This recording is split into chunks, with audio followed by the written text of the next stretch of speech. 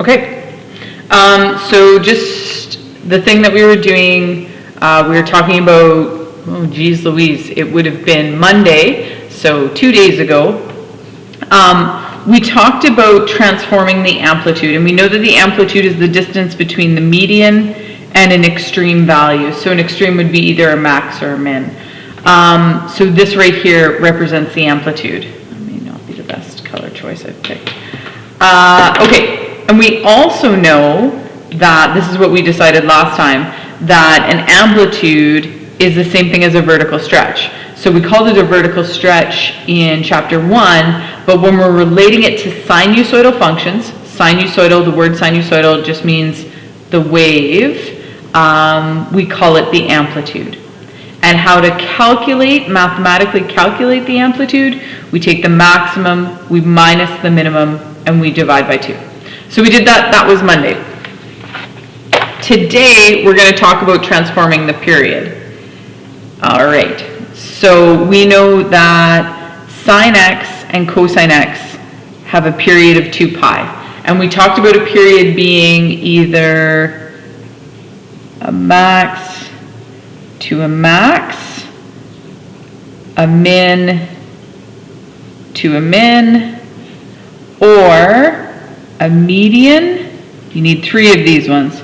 Median to a median to a median.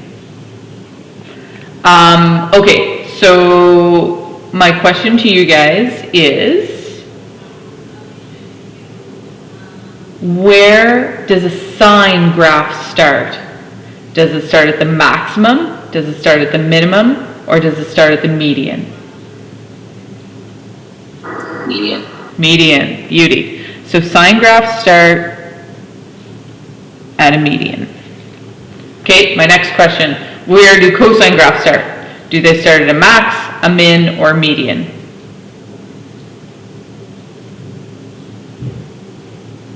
Max. Max.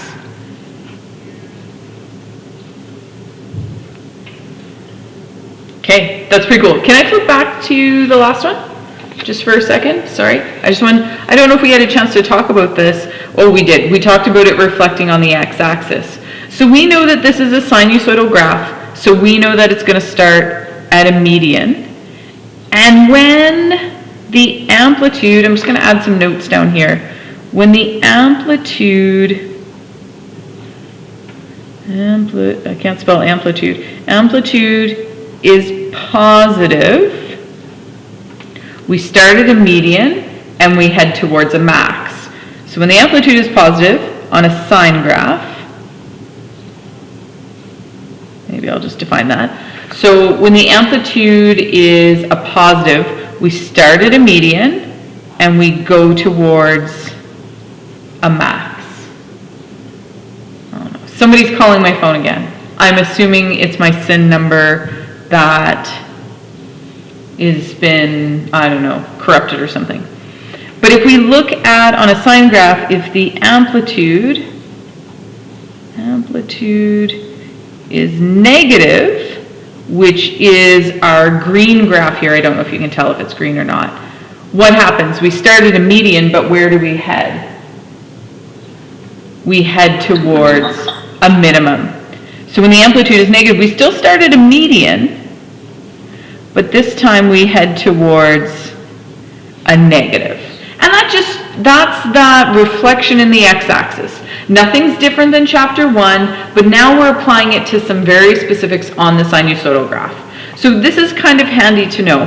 If my amplitude is positive, I'm a median to a max. If my amplitude is negative, I'm a median to a negative, to a minimum. All right, so just keep that in mind, because this will help I ask you to graph stuff, because I'm going to ask you to graph stuff. Okay, and this is why we never get through anything in 10 minutes, because I talk too much. Okay, so here we are, period. We know period is a measurement from a max to a max, a min to a min, a median to a median to a median. Okay, so we know that. So this time we're going to graph cosine functions. All right. So a cosine function, I'm just going to drop the table of values of our y equals cos x. That was on the very first page of the notes, or maybe the second page of the notes that we did. So we have 0, pi over 2, pi, 3 pi over 2, and 2 pi. And then we have negative pi over 2, negative pi, negative 3 pi over 2. Okay, I've obviously didn't leave myself enough room, but you guys will bear with me. So at 0, I know I'm at a 1, because I started at a maximum. At pi over 2, I'm at a 0. At pi, so now I'm here, like if it's a unit circle, if I'm over here, that means cosine is at a negative 1, then a 0, then a 1. And if I go backwards, so here, this one would be a 0, pi would be a negative 1, and that would be a 0 as well. Okay, so that's just the basic cosine graph. And if you are struggling to know where I got all those numbers from, again, it's from the unit circle. It's from the x coordinate of the unit circle. And we did that on page 1, so I'm not going to go over it and revamp it. Review the question, review the data from like our first couple of pages of these notes. Okay, so we're going to graph the original graph. So I'm going to graph it in pink. Ooh, first thing I got to do is I have to figure out what I'm doing. Yes. I feel pi, quarter pi, half pi. Oh, that's 3/4 pi, 3/2 pi, 3/4, 2 pi. And so this would be, okay, all right, that's pretty exciting. So this one is 1, 2, 3, and this one will be -1, -2, -3. All right, here we go.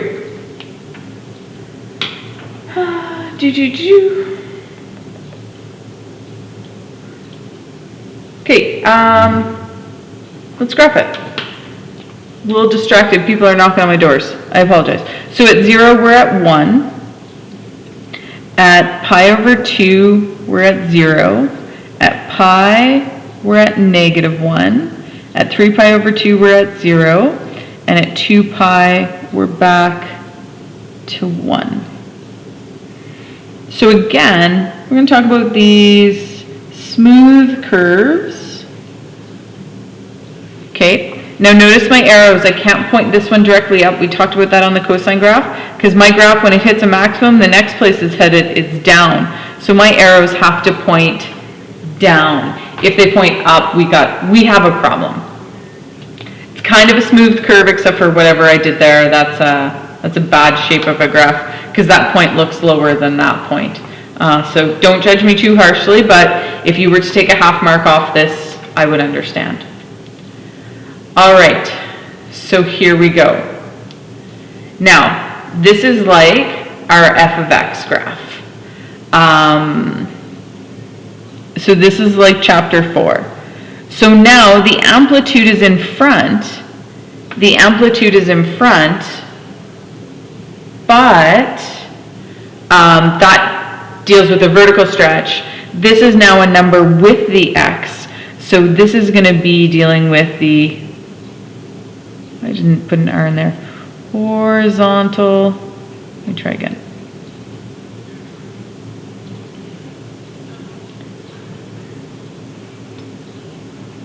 All right, so what are we going to do?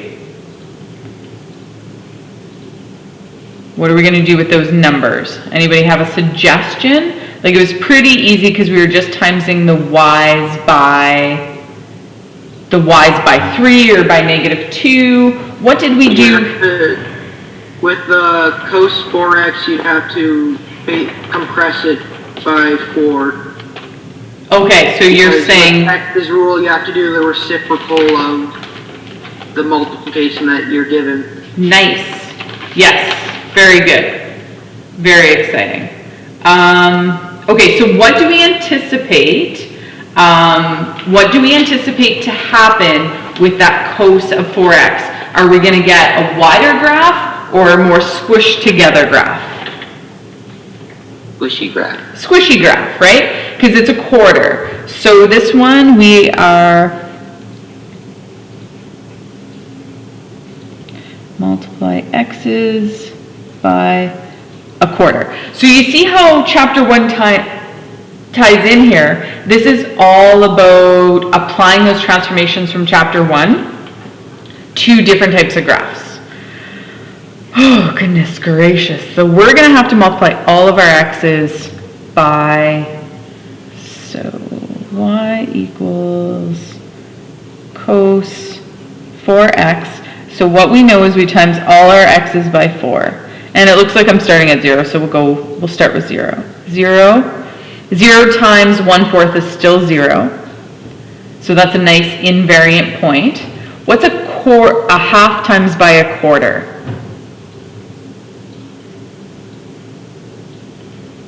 Pi over 2 times by a quarter.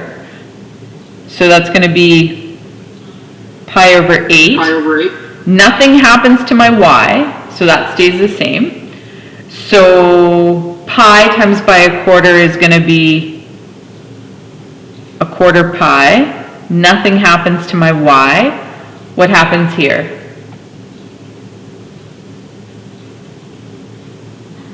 Three pi over 8, and that's at 0. And 2 pi by a quarter is 1/2 pi? I assume you guys are doing all that mental math in your head. Okay, all right, nobody's screaming, so that's good. So let's look at my increments here. So if this is pi over 2, half of pi over 2, this is pi over 4, and this one here, half of pi over 4, is pi over 8. So we know that each increment here is pi over 8. Okay, so this is pi over 8, 2 pi over 8, 3 pi over 8, 4 pi over 8. Everybody good with that? Okay, nobody's crying, or you're crying silently with your mics off, which I appreciate. So another invariant point. At pi over 8, I'm going to be 0. At pi over 4, I'm going to be negative 1. At 3 pi over 8, which is right here, I'm going to be at 0. And at pi over 2, I'm going to be back to a maximum.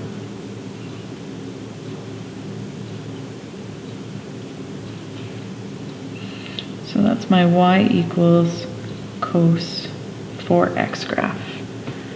And this one is my y equals cos x graph. Okay, so as anticipated, my graph was 2 pi wide for a period. Now my period happens. What's the period of the green function here? I don't know if you can tell it's green function, but not the pink one. What's that one? What's the period? No, because from a max to a max on my pink one, it goes 2 pi. I start at 0, and the next time I hit a max is at 2 pi. So the period here is 2 pi. What's the period here? Pi over 2. Pi over 2. Because I started a max, and the next time I see a max is at pi over 2. And we'll do that mathematically to prove it. So we're going to say period... Oh, I thought we were talking about range. Oh. Nope. Nope. Because we're talking about horizontal stretches in this one. Amplitude deals with the y values. Period deals with the x values. Okay, I've pulled out a mustard color. I don't know if this is going to work. It's like a light brown, but we'll try. So what do we anticipate happening here? What's happening on this one? It'll multiply all your x values by 2. Okay, so... Which our graph is not built to do at the moment. That's okay. It will be long. It will be long. So instead of having a squishy graph, we're going to have this long drawn out graph, right? So the key thing here is if you can math it out, if you can think about what it should look like, we anticipated this one to be a squishy graph. We anticipate this one to be a really stretched out graph. So if your data doesn't give you what you know it should look like, then something's wrong with your data and you can go back and fix it.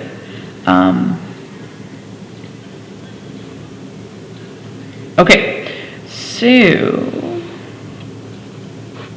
all right, so again, I go back to this graph here, and I'm only doing positive values, so I'm just doing these ones here. So 0 times by 2 doesn't do anything to it. Oh, look, that's an invariant point. Pi over 2 times by 2.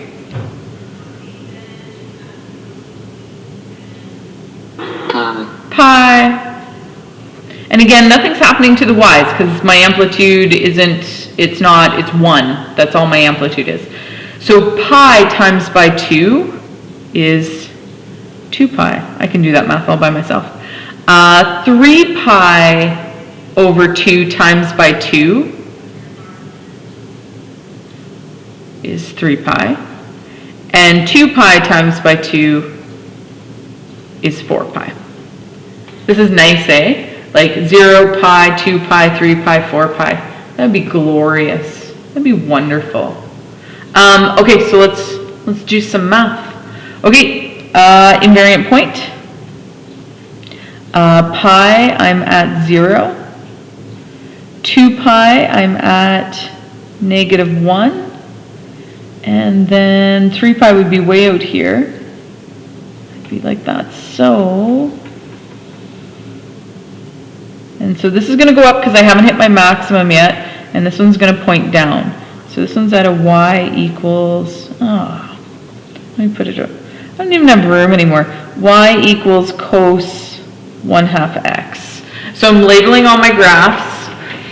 Now, here we can't see the period because I don't go to another maximum. I still have to go to another maximum. But my table of values, I do go to a maximum. So if I start at a maximum at 0, my next maximum is at 1, what's the period of this function?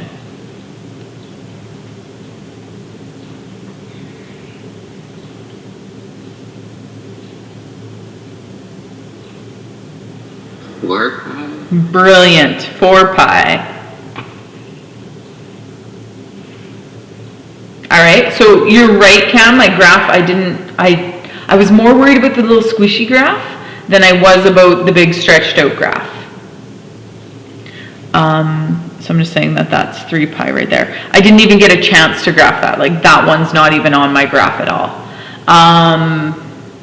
So yeah, so that's it there. Remember, max to a max or min to a min, or a max to a minimum, a max to a min is half a period. A max to a min is half a period. So I know if I go from a max to a -1, so from 0 to 2 pi, so half a period is 2 pi, so a full period is 4 pi, double it, right? So just keep that in mind. That's a nice little trick, a nice little thing to have if I've only given you part of a graph that you can see and it only has half a period on it, all you have to do is double it. Super easy. Okay. So what I need you to know, when you guys look at this, what is my B value here? My B value is a half, right? But we know my period is 4 pi. B does not equal the period. That's the most important thing. Your B value in your equation is not the period, but B helps calculate the period.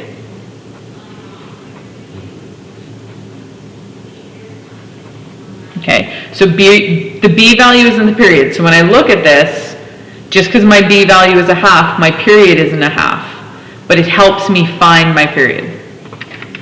Okay, so 2 pi is our standard period of a cosine or a sine graph. So the formula, and again, absolute values, just indicating that there's no reflection. We talked about that with the amplitude, like amplitude is an absolute value. So the B value is absolute as well. So on that first graph, when I have y equals cos 4x, this is my B value. Okay, that's my B value. So to find the period is equal to 2 pi divide by B. Okay, so we're going to have the period is equal to 2 pi divide by 4. And if we simplify that, my period is pi over 2, which we found to be true. We figured that out from the graph. So we can do it mathematically, or we can do it visually from the graph. You can do it two ways. For this graph, y equals cos 1/2 x. To find your period, it's 2 pi divide by 1/2. Let's write that nicer. 2 pi divided by 1/2, which would be 2 pi multiplied by the reciprocal, which is 4 pi, which we already figured out here. So you can do it mathematically or you can do it visually.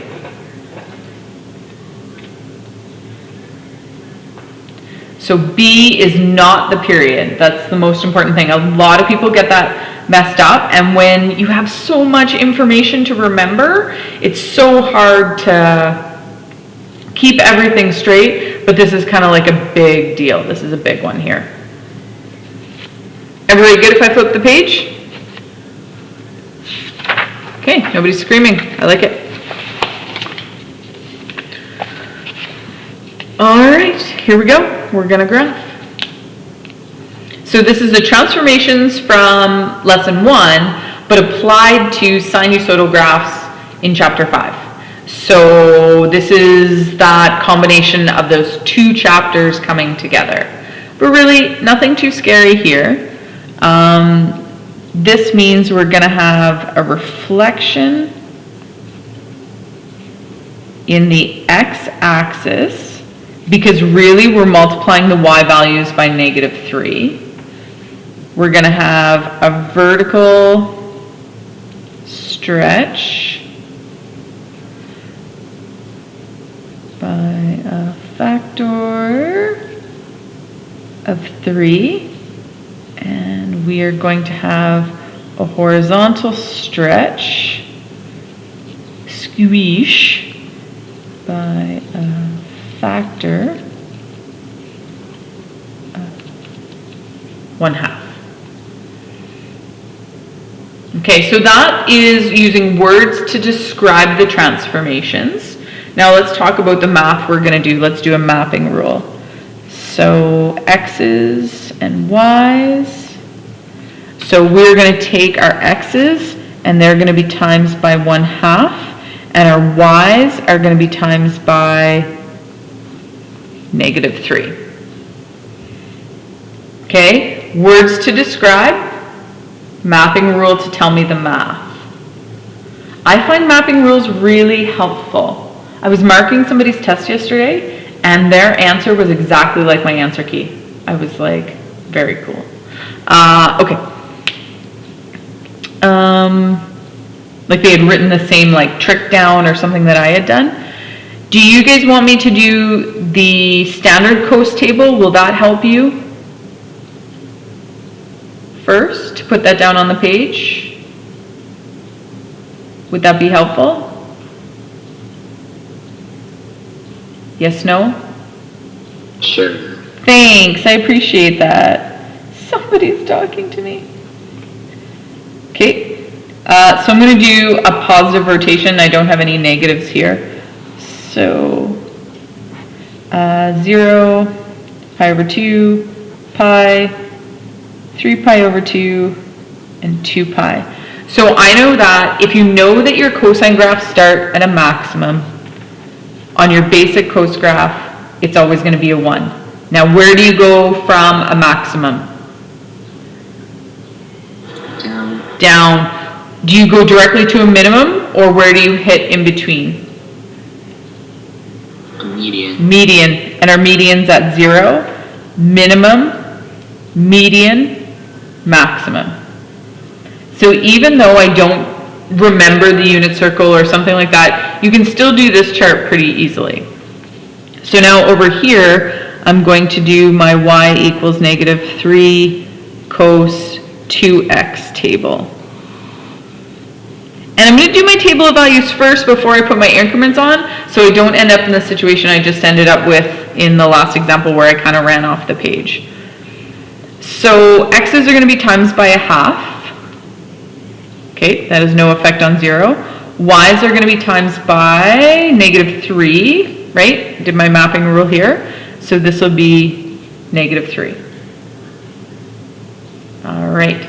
Now, when I pop to here, pi over 2 times by 1/2 is going to be pi over 4. 0 times by negative 3, no change. Pi times by a half is going to be pi over 2. Negative 1 times by a negative 3 is going to be a positive 3.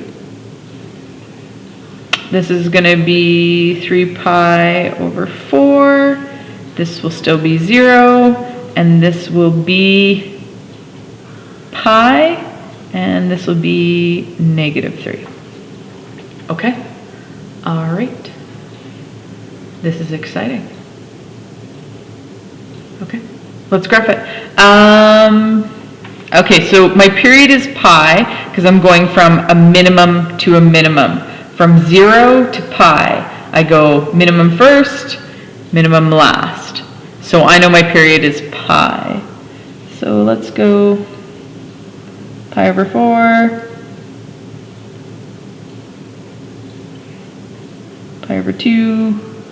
Well, this is going to be a squishy graph. 3 pi over 2, 3 pi over 4, let's try that. And then this one would be pi. Let's just do one more for funsies.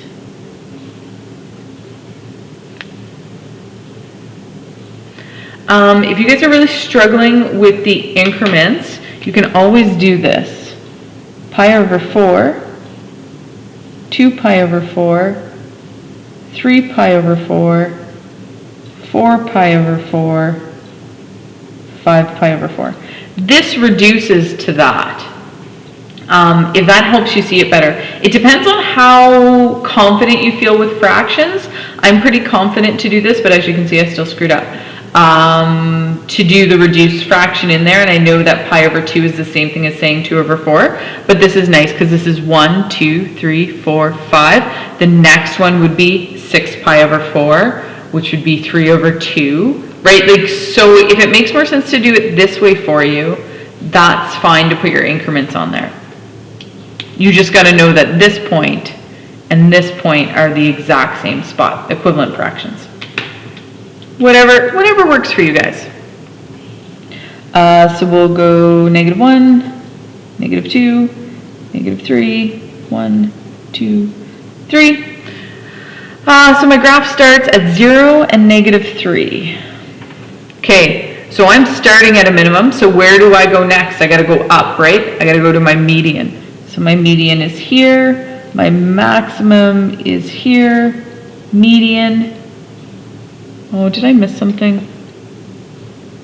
No, I didn't. Sorry. I'm messing with myself because I put an extra one in there. Okay, so if I start at a median, that means it's coming from the up direction. So my arrows have to point up. So a minimum to a minimum still shows a graph even though you only have one hump. So that's a single period. Oftentimes I'll ask you to graph over 2 periods, over a single period, something like that. So what do you notice when you have a negative value in front there? Does your cosine graph start at a maximum or a minimum? Minimum. So, in a cos graph, if the amplitude is negative, you start at a minimum. This is really important. Again, you know that cos graphs always start at a maximum, but if I have that reflection, a maximum just reflects to a minimum. You guys are like, this is way too much information for one person to take in a day. Totally understand. I agree. But we're advancing the skills and we're building onto stuff. So everything that we've done so far is a building block.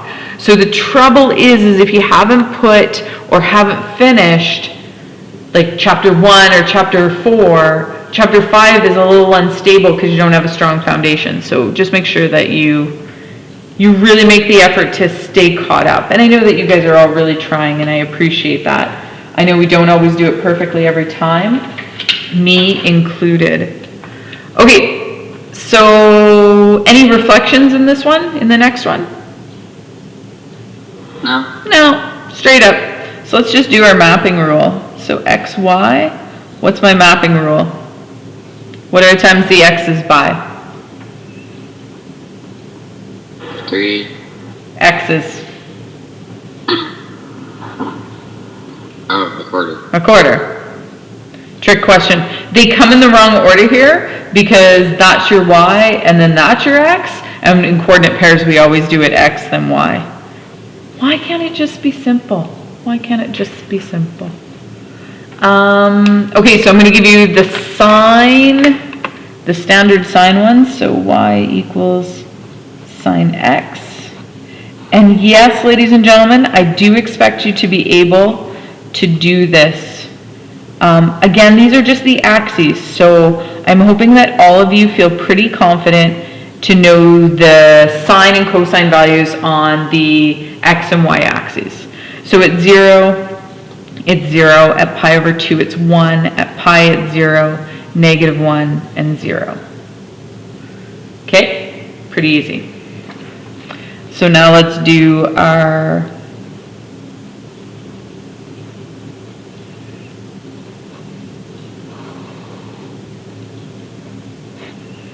other graph. So x's are being times by a quarter. And what do we anticipate? This one was a squishy graph. Will this one also be a squishy graph? Yeah. Squishy. Squishy and tall. So 0, and this will be 0, because neither of those get affected by any stretches. This is going to be pi over 8. This one will be 3. This will be pi over 4, and that will be 0. And then this will be 3 pi over 8, and that'll be -3. And this one will be pi and a half. Half a pi, pi and a half. Geez Louise. And that one will also be 0. Okay, all right. I feel like I've done my math correctly. So if I look at this, median, median, median. There's my 3 medians. That's my period. So my period starts at 0 and goes to pi over 2. So it's going to be a really squishy graph. So if I do the same increments as I did up above, so this one is pi over 4, which means this one is pi over 8, because half of a quarter is an eighth. This one is going to be 3 pi over 8. This one will be 4 pi over 8, which is pi over 2. And that's the exact, like, if you look at this, these line up perfectly. And if I kept going, this one was 3/4 pi, and then this one was pi, and this one was 5 pi over 4. So we got a bunch of increments on there, and I think increments might be the hardest part of this, just knowing how to break them down. All right, so let's graph this. I got 0, 0. That's good. And then pi over 8, I'm at a positive 3. At pi over 4, I'm back to a 0. At 3 pi over 8, I'm at a negative 3. And at pi over 2, I'm at 0 again. So that's my period. So now the question is, which way do my arrows go? So if I'm at a median headed to a max, where was I before this? Where was I this way? Down. Down. Beauty. And here I am at a median. I just left a minimum, headed to a median, so I must be on my way to a maximum. So the direction of your arrows really does matter.